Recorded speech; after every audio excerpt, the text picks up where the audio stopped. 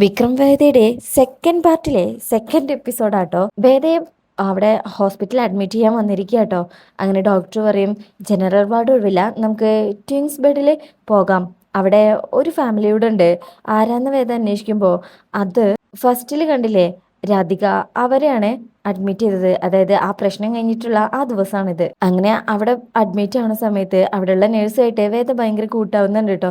അങ്ങനെ അതാരാണെന്നും എങ്ങനെയാണ് അവർ ആ ഹോസ്പിറ്റലിൽ എത്തിയതെന്നൊക്കെ വേദയോട് ആ സിസ്റ്റർ പറഞ്ഞു കൊടുക്കുന്നുണ്ട്. ആള് വിക്രമിന്റെ മറ്റൊരു വശാട്ടോ. ആ തരുൺ എന്ന പോലീസുകാരൻ. വേദയ്ക്ക് അത് കേൾക്കുമ്പോൾ ഭയങ്കര ഇൻട്രസ്റ്റിംഗ് ആവും. അങ്ങനെ പിന്നീട് വേദ വിക്രമിന്റെ ഒരു ഫോട്ടോ എടുത്ത് ഇങ്ങനെ നോക്കാട്ടോ. എന്നിട്ട് മുമ്പ് വേദയുടെ വീട്ടിൽ വിക്രം ഒളിഞ്ഞു താമസിച്ച സമയത്തുണ്ടായിരുന്ന ചില കാര്യങ്ങളൊക്കെ ആലോചിക്കും. അതായത് പ്രഗ്നന്റ് ആയി കഴിഞ്ഞാല് വേദയുടെ വയറ്റിലിങ്ങനെ കിടന്ന് കുഞ്ഞിനോട് സംസാരിക്കുന്ന കാര്യമൊക്കെ, അന്നത്തെ തമാശയൊക്കെ വേദ ഇപ്പോൾ സങ്കടത്തോടെ ആലോചിക്കുകയാണ്. അങ്ങോട്ട് ശ്രേയ വരുമ്പോൾ വേദ കരയണേ. എന്തിനാ ഇങ്ങനെ പഴയ കാര്യങ്ങൾ ആലോചിച്ച് കരയണേ?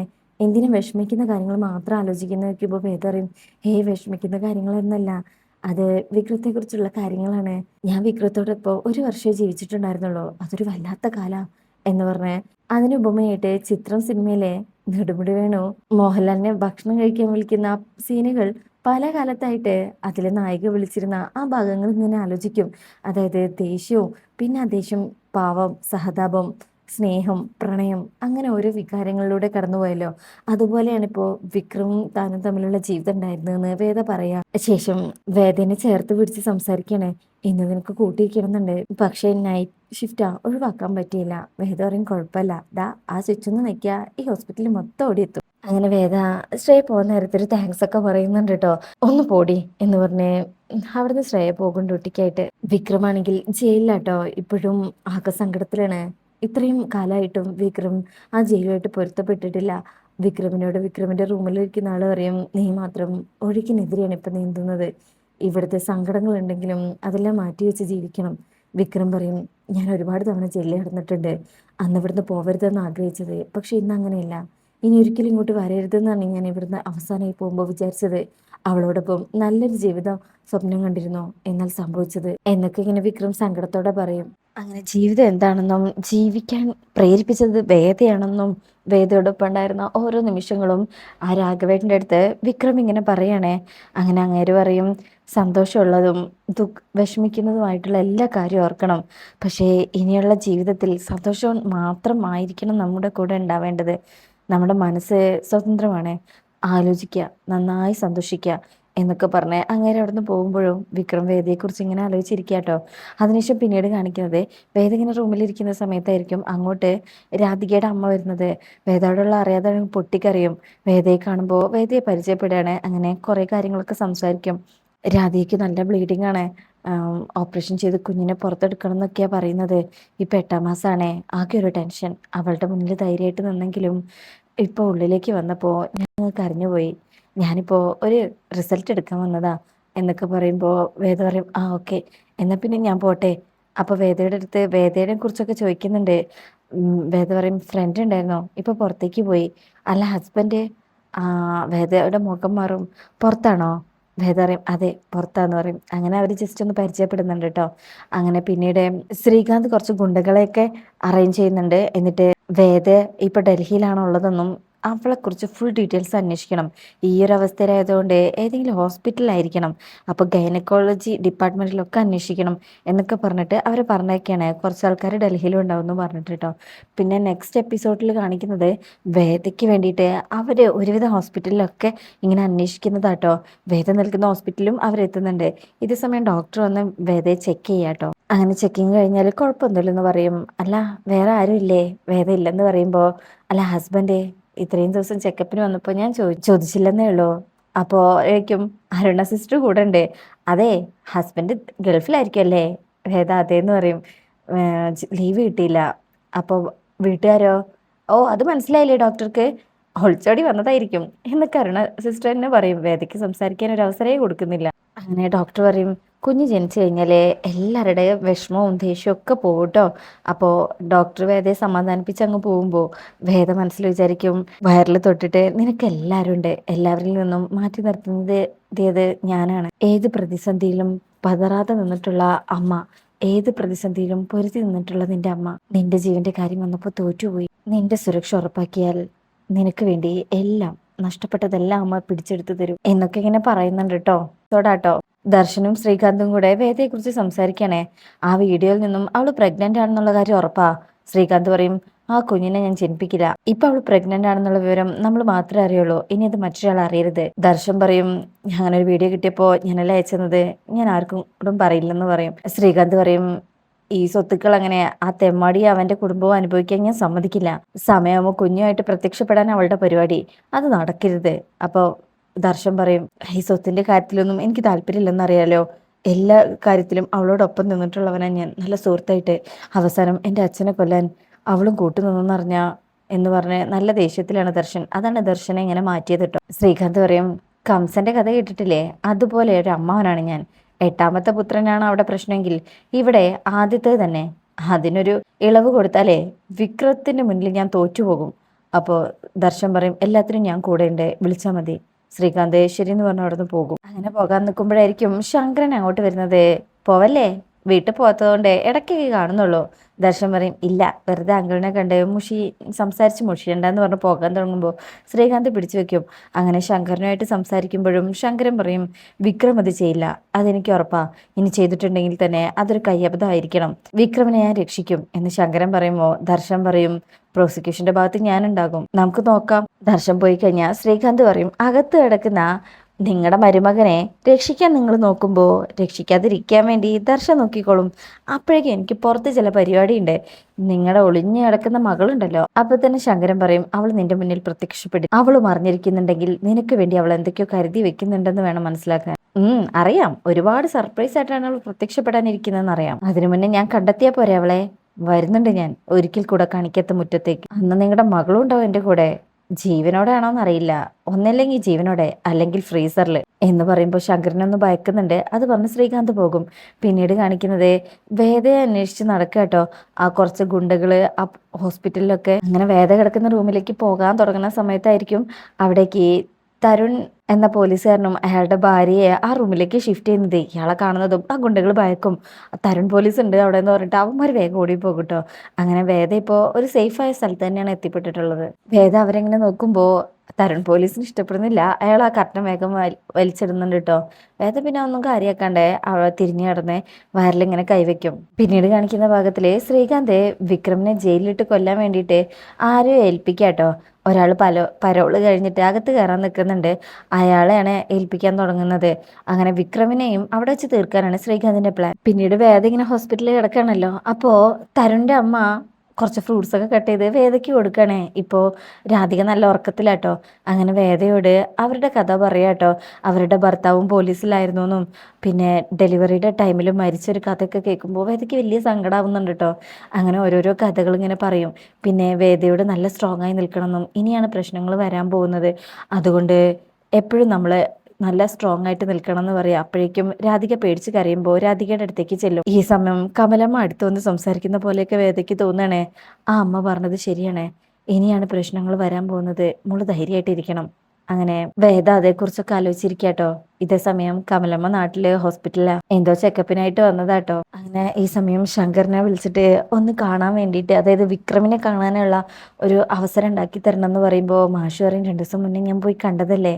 അപ്പോഴും കമല കരഞ്ഞുകൊണ്ട് പറയും, പെറ്റമ്മയ്ക്ക് കാണാനുള്ള അവകാശം ഇല്ലേ? ഏത് നിയമത്തിലാ അതോ ഉള്ളത്? ഇങ്ങനെയൊക്കെ ചോദിക്കുമ്പോൾ മാഷു പറയും, ഞാൻ വിളിക്കാന്ന് പറഞ്ഞ് ശങ്കറിനെ വിളിക്കാണ്. അങ്ങനെ ഹോസ്പിറ്റലാണെന്നും കമലയ്ക്ക് മോനെ കാണണം എന്നൊക്കെ പറയുമ്പോൾ ബുദ്ധിമുട്ടാണ്, കണ്ടിട്ട് ഒരാഴ്ച പോലും ഇല്ലല്ലോ, എന്നാലും ചെന്നോളൂ, ഞാൻ വിളിച്ചു പറയാം. ശേഷം ശ്രീകാന്ത് വേദയെ കണ്ടുപിടിക്കുന്നു, കൊന്നിട്ട് ആണെങ്കിലും കൊണ്ടുവരുന്നു പറഞ്ഞ കാര്യങ്ങളൊക്കെ ആലോചിച്ച് ആകെ ഒരു ടെൻഷനിലാട്ടോ. ഇതേ സമയം മാഷ് കമലയുടെ അടുത്ത് ചെന്നിട്ട് വിക്രമിനെ കാണാൻ ചെല്ലാൻ പോവാൻ പറഞ്ഞിട്ടുണ്ടെന്ന് പറയും. അത് കേൾക്കുമ്പോൾ തന്നെ കമലയുടെ പാതി അസുഖം തന്നെ മാറുക കേട്ടോ. പിന്നീട് മാഷും കമലയും കൂടെ വിക്രമിനെ കാണാൻ ചെന്നിരിക്കുക. കമല ഭയങ്കര കരച്ചിലാ. വിക്രം ആശ്വസിപ്പിക്കുന്നുണ്ട്.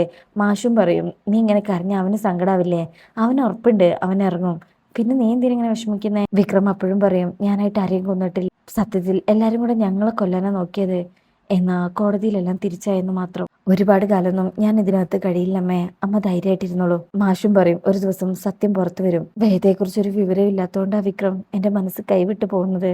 അവൾ എന്തിനെങ്ങനെ കാണാൻ മറയത്ത് നിൽക്കുന്നത്? വിക്രം പറയും, അമ്മ നോക്കിക്കോ, ഞാൻ പുറത്തിറങ്ങുന്ന ദിവസം അവൾ തിരിച്ചു വരും. അവൾ എന്തിനെങ്ങനെ മാറി നിൽക്കുന്നതെന്ന് ഒരാൾക്കും പിടിയില്ല മോനെ. പക്ഷേ സാർ ഒരു കാര്യം ഉറപ്പിച്ചു പറഞ്ഞു, ഇതുവരെ അവളെ തെരഞ്ഞു നടക്കുന്ന ആർക്കും അവളെ കിട്ടിയിട്ടില്ല. വിക്രം പറയും, അപാരമായ ചങ്കുറപ്പുള്ള പെണ്ണാണ് വേദ. അങ്ങനെ എളുപ്പത്തിൽ അവളെ പരാജയപ്പെടുത്താനാവില്ല. ഒരുപക്ഷെ എല്ലാം കലങ്ങി തെളിയാൻ എന്താ വേണ്ടതെന്ന് അവളും ആലോചിക്കുന്നുണ്ടാകും. അങ്ങനെ സംസാരിക്കുമ്പോഴേക്കും സമയം കഴിയൂട്ടോ. അങ്ങനെ വിക്രം അവിടുന്ന് പോവാ. കമലമ്മ കുറെ കരയുന്നുണ്ട് കേട്ടോ. ശേഷം പിന്നീട് കാണിക്കുന്നത് ഹോസ്പിറ്റലിലാണ്. അവിടെ ആ ഗുണ്ടകൾ വീണ്ടും വന്നിട്ടുണ്ട് വേദയെ അന്വേഷിച്ചിട്ട്. ഈ സമയം അമ്മ പുറത്തേക്ക് പോയതാണ്. രാധയ്ക്ക് വെള്ളം വേണമെന്ന് ഇങ്ങനെ പറയുന്ന കേൾക്കുമ്പോൾ അത് വേദ എടുത്തു കൊടുക്കും. അമ്മ എവിടെ നോക്കുമ്പോൾ പുറത്തു പോയതാന്ന് വേദ പറയുന്നുണ്ട് കേട്ടോ. അങ്ങനെ അവരൊന്ന് പരിചയപ്പെടുന്നുണ്ട്. എന്നിട്ട് രാധിക വെള്ളം കുടിച്ചതും ഉറങ്ങി പോകുന്നുണ്ട്. അപ്പോഴേക്കും പുറത്തുനിന്ന് ശബ്ദം കേൾക്കുമ്പോൾ വേദ പുറത്തേക്ക് ചെല്ലുകയാണ്. ഈ സമയം ആ അമ്മയുടെ മുന്നിലാണ് ഈ ഗുണ്ടകൾ വേദയുടെ ഫോട്ടോ കാണിച്ചിട്ട് ഈ കുട്ടിയെ അറിയാമെന്ന് വെക്കുന്നത്. അപ്പം തന്നെ അവർക്ക് നല്ല ഡൗട്ട് ഉണ്ട് കേട്ടോ. നിങ്ങളാരാ, ഇപ്പൊ വിസിറ്റേഴ്സ് ടൈം അല്ലല്ലോ എന്നൊക്കെ പറഞ്ഞ് തട്ടിക്കയറുമ്പോൾ, ഓഹോ അപ്പൊ അവൾ ഇവിടെ തന്നെ ഉണ്ടല്ലേ എന്ന് പറഞ്ഞ ഗുണ്ടകള് അവരോട് ദേഷ്യപ്പെടുക. അപ്പോഴേക്കും അരുണ നേഴ്സ് വരും. എന്നിട്ട് സെക്യൂരിറ്റി വിളിക്കും. അപ്പോഴും ആ അമ്മ പറയും, ഞാൻ ആരാണെന്നറിയോ, നിങ്ങൾ തരുൺ എന്ന് പറയുന്ന പോലീസുകാരനറിയോ, അങ്ങരുടെ അമ്മയാ. അത് കേൾക്കുന്നതും ഇവന്മാര് പേടിച്ചു കേട്ടോ. അപ്പൊ വേദ ഇങ്ങനെ ഇറങ്ങി വരുന്നതും അമ്മ കാണും. അമ്മ വേഗം വേദയുടെ കണ്ണോണ്ട് കാണിക്കും അങ്ങോട്ട് തന്നെ കയറി പോയിക്കോന്ന്. അപ്പൊ വേദ വേഗം മാറി നിൽക്കുന്നുണ്ട് കേട്ടോ. ശേഷം വേദയുടെ അടുത്തേക്ക് വേഗം അമ്മ കയറി പോകും. അപ്പോഴേക്കും സെക്യൂരിറ്റി ഒക്കെ വന്നിട്ട് ആ ഗുണ്ടകൾ അവിടെ നിന്ന് ഓടിക്കാം. അങ്ങനെ അരുണ സിസ്റ്ററും വന്നിട്ട് വേദയുടെ അടുത്തേക്ക് ചെന്നിട്ട് അത് ആരാന്ന് ചോദിക്കും. അമ്മയും ചോദിക്കും, ആരാ മോളെ, അവരെന്തിനാ മോളെ അന്വേഷിക്കുന്നതെന്ന് ചോദിക്കുമ്പോൾ വേദ പൊട്ടിക്കരയും. അപ്പം അമ്മ ചേർത്ത് പിടിക്കണേ. അങ്ങനെ വേദ കഥകളെല്ലാം ഇവരോട് പറയും. ഇത് കേൾക്കുന്ന അവർ ഞെട്ടും. അപ്പോൾ അമ്മ പറയും, രാവിലെ തരുൺ വരട്ടെ. വേണ്ടാന്ന് വേദ പറയുമ്പോൾ, ഇല്ല മോളെ, ഇങ്ങനെയുള്ള ആൾക്കാരൊക്കെ ഡീൽ ചെയ്ത് അവന് നല്ല പരിചയമാണ്. വേണ്ട അമ്മേ, പോലീസോ നിയമവും മതിയായിരുന്നെങ്കിൽ ഞാൻ ഇങ്ങോട്ട് വരുമായിരുന്നോ? എൻ്റെ കുടുംബവും ഭർത്താവിൻ്റെ കുടുംബവും എൻ്റെ കൂടെ നിൽക്കുന്ന എനിക്ക് ഉറപ്പുണ്ടായിരുന്നോ? അപ്പോൾ അരുണ സിസ്റ്റർ വയ്ക്കും, എന്നിട്ടും എന്തിനാ ഈ വഴി ഉപയോഗിച്ചത്, അതെനിക്ക് മനസ്സിലായില്ല. വേദ പറയും, എൻ്റെ ഫ്രണ്ടും ഇതേ ചോദ്യം ചോദിച്ചിട്ടുണ്ട്. ശ്രീകാന്ത് എന്ന വിഷജീവിക്കെതിരെ കേസ് കൊടുത്ത് ജയിലിലാക്കാമായിരുന്നില്ലേന്ന്. ഞാനും വിക്രം ആഗ്രഹിച്ചതും അതായിരുന്നു. പക്ഷെ അവസാനം സംഭവിച്ചതോ, ഒരേ ഒരു സാക്ഷിയായ അനയൻകുട്ടനെ അവരില്ലാതാക്കി. ആ കുറ്റവും ചന്ദ്രശേഖരനങ്ങൾ കൊല്ലപ്പെട്ട കുറ്റവും വിക്രമിന്റെ തലയിലായി. എനിക്കുറപ്പാ, അയാൾ കൊല്ലണം തീരുമാനിച്ച കൊല്ലും. എൻ്റെ കുഞ്ഞ് കുറച്ച് നാളത്തേക്കെങ്കിലും ജീവിച്ചിരിപ്പുള്ള കാര്യം ആരും അറിയരുത്. അത്രയും സമയം മതി എനിക്ക്. ബാക്കി എന്ത് വേണമെന്ന് ഞാൻ തീരുമാനിച്ചിട്ടുണ്ട്. ഈ കുഞ്ഞിന്റെ ജീവൻ ഉറപ്പാക്കിയിട്ട് വേണം എനിക്ക് തുടങ്ങാൻ. ഇതുവരെ അനുഭവിച്ചതിനെല്ലാം എണ്ണി എണ്ണി പകരം ചോദിക്കാൻ. ആ അമ്മ പറയും, ഇനിയിപ്പോ എന്ത് സൗണ്ട് കേട്ടാലും മോൾ ഈ റൂമിൽ നിന്ന് പുറത്തിറങ്ങരുത്. എന്തായാലും മോള് ഗർഭിണിയാണെന്നും ഡൽഹിയിലുണ്ടെന്നും അവർ അറിഞ്ഞിട്ടുണ്ട്. അതുകൊണ്ടാണ് ഇങ്ങനെ ഒരു തെരച്ചില്. ഇനി അടുത്ത പ്രാവശ്യം പെണ്ണുങ്ങളെ വിട്ടായിരിക്കും തെരച്ചിൽ. അപ്പോഴേക്കും ഈ ഹോസ്പിറ്റൽ രേഖകളിൽ നിന്ന് റിയൽ നെയിം മാറ്റിയേ പറ്റൂ. അപ്പൊ വേദ സിസ്റ്ററിനെ നോക്കും. അതൊക്കെ സിസ്റ്റർ ചെയ്യാൻ നിൽക്കുന്നുണ്ട് കേട്ടോ. ശേഷം പിന്നീട് കാണിക്കുന്നത് വിക്രം ഇങ്ങനെ ജയിലിലിരിക്കട്ടോ. അപ്പോൾ കൂടെയുള്ള രാഘവേട്ടന്റെ കഥ പറഞ്ഞു കൊടുക്കണേ. അങ്ങേര് കള്ളനായട്ടോ. ആ കള്ളനിൽ നിന്നും കൊലപാതകത്തിലേക്ക് പോയ ആ ഒരു കഥ. ആദ്യം അമ്മയുടെ താലിമാല മോഷ്ടിച്ചതിനാണ് ഇവിടെ അറസ്റ്റിലായതെന്ന് പറയും. അത് കേൾക്കുന്ന വിക്രം ഞെട്ടും. അയ്യോ, അമ്മയുടെ കഴുത്തുനിന്നല്ല, അത് അച്ഛൻ പണയം വെച്ചപ്പോൾ അവിടെ നിന്ന് എടുത്തു കൊടുക്കാൻ ശ്രമിച്ചതാ. അങ്ങനെ ഞാൻ കള്ളനായി. പിന്നെ മുത്തശ്ശി എന്ന് പറഞ്ഞ ഒരാൾ കാണാൻ വന്ന കാര്യം വിക്രം ചോദിക്കുമ്പോൾ അതൊരു കളവ് മുതലാന്ന് പറഞ്ഞ് മുത്തശ്ശി കിട്ടിയ കഥ പറയാട്ടോ. ഒരു വലിയ വീട്ടിൽ നിന്ന് അവിടെ കക്കാൻ ചെന്നപ്പോൾ അവിടെ മുത്തശ്ശി മാത്രമേ ഉണ്ടായിരുന്നുള്ളൂ. മക്കളും പേരക്കുട്ടികളൊക്കെ വിദേശത്താ. അങ്ങനെ അവരുടെ കണ്ണു വെട്ടിച്ച് മുത്തശ്ശിയെ ഞാൻ എൻ്റെ വീട്ടിലേക്ക് കൊണ്ടുവന്നു. അവർ കേസ് കൊടുത്തു. പിന്നീട് ആ മുത്തശ്ശി എൻ്റെ കൂടെയാ. അവരാരും അന്വേഷിച്ചതുമില്ല. പിന്നെ ആ സ്വത്തിന് വേണ്ടി മുത്തശ്ശിയെ കാണാൻ വന്നു ആ മക്കള്. തലാനൊക്കെ തുടങ്ങിയപ്പോൾ ഞാൻ പ്രതികരിച്ചു. ഒരുത്തനെ പിടിച്ച് ഉന്തിയപ്പോൾ അവൻ പുറത്തേക്ക് വീണു. തല തല്ലി, തല പുറത്തിടിച്ചു. അങ്ങനെ മരിച്ചു. 7 വർഷം ശിക്ഷ. ഇപ്പം മുത്തശ്ശി ആ വീട് ഒരു ചാരിറ്റിക്ക് എഴുതി കൊടുത്തിട്ടുണ്ട്.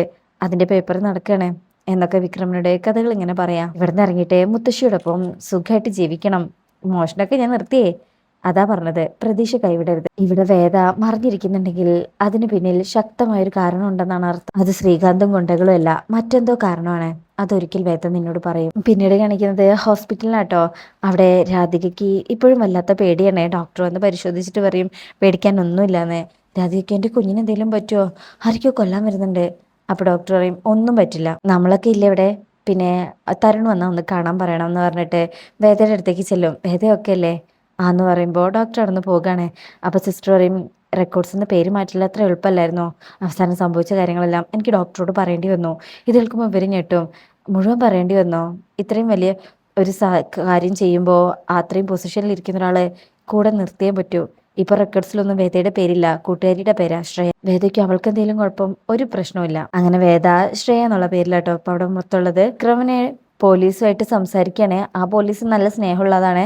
വിക്രം തെറ്റുകാരനല്ലെന്നും മനസ്സിലാക്കിയിട്ട് തന്നെ അങ്ങനെ സംസാരിക്കുന്നത്. ജീവിതത്തിൽ ഏത് ഘട്ടവും ഒരു സാധ്യതയാണ്, അത് തിരിച്ചറിയലാണ് പ്രധാനം. വിക്രമിനെ നല്ല ഒരു സ്ട്രോങ് ആയിട്ട് നിൽക്കാനുള്ള ഒരു ധൈര്യം കൊടുത്തിട്ട് ആ പോലീസുകാരനെ അവിടുന്ന് പോണത്.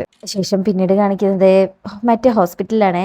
വേദയുടെ എടുത്തിരിക്കുന്ന ആ റൂമിലെ അമ്മ ഒന്ന് പുറത്തേക്ക് പോകുമ്പോൾ മോളെ ശ്രദ്ധിക്കാൻ പറയും. അപ്പോഴേക്ക് തരുണും വരും.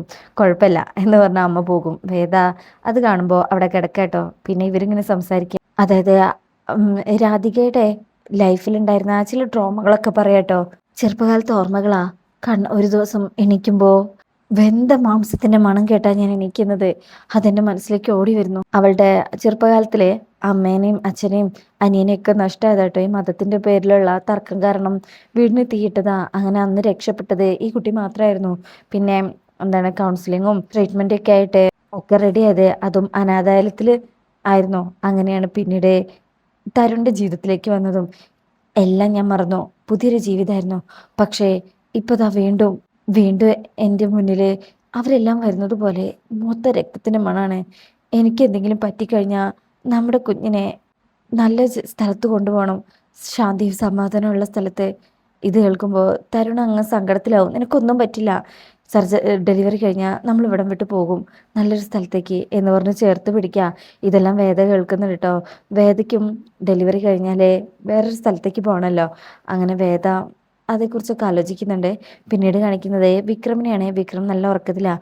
പെട്ടെന്ന് സ്വപ്നത്തിൽ കമലമ്മ വന്ന് വിക്രം എന്ന് വിളിച്ച് വിക്രമിനെ ഇങ്ങനെ തൊടാനായി കൈ കൊടുക്കും. എന്നാൽ വിക്രം അത് തൊടുമ്പോഴേക്കും അമ്മ പെട്ടെന്ന് അങ്ങ് പോകും. വിക്രം അങ്ങ് ഞെട്ടിണീക്കുന്നിടത്താണ് ഈ ഭാഗം കഴിയുന്നത്. ഒരുപക്ഷെ കമലമ്മ മരിക്കുന്നാണ് തോന്നുന്നത്, എന്താണെന്നറിയില്ല. അപ്പോൾ ആ റിവ്യൂവിന് ആ ഭാഗത്തിനായിട്ട് കാത്തിരിക്കാം. റിവ്യൂ ഇഷ്ടപ്പെട്ട ലൈക്ക് ചെയ്യുക, സബ്സ്ക്രൈബ് ചെയ്യുക, സപ്പോർട്ട് ചെയ്യുക. താങ്ക്